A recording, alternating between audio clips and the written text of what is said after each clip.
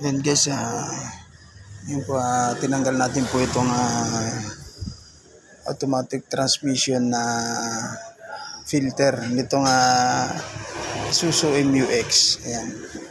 So magpapalit tayo ng filter kasi 100,000 ang kanyang tinakbo.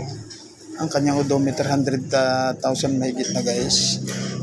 Ayan, kung makikita nyo po, yan po yung ilalim ng kanyang transmission. Yung tinuturo ko yung filter po yan, tinuturo ko na yan.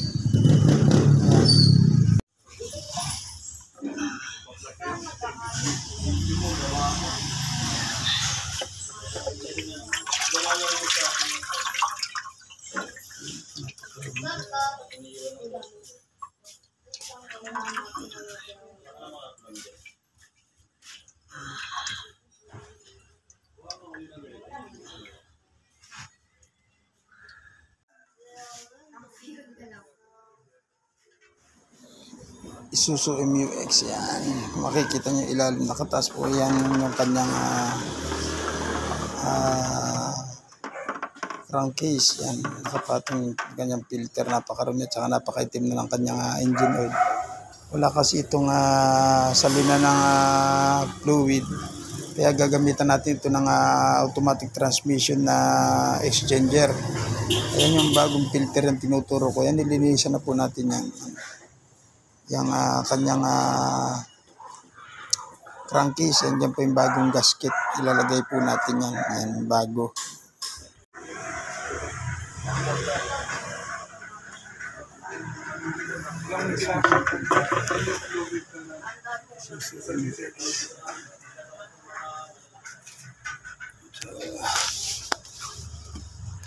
Kita natin ito.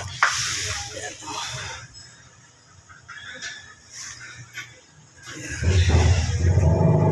Ito yung gasket.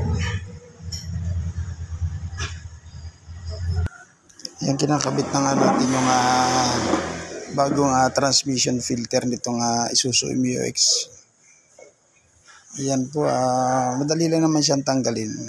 Kapag tinanggal niyo yung paikot na 10mm na bolt,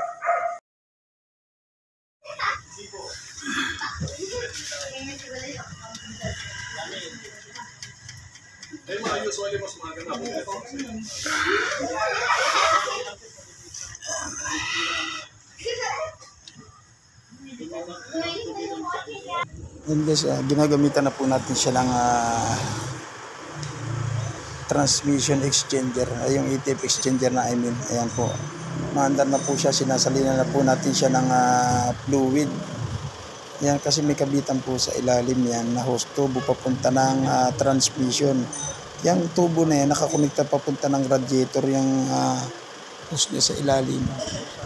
So ipapakita ko sa inyo yan mamaya saan nakakabit yan guys. Ayan, nandiyan na, dyan nakakabit yan sa left side pag sinasaksakan natin ng hose, kasi yung connection niya nakakonekta raw sa radiator.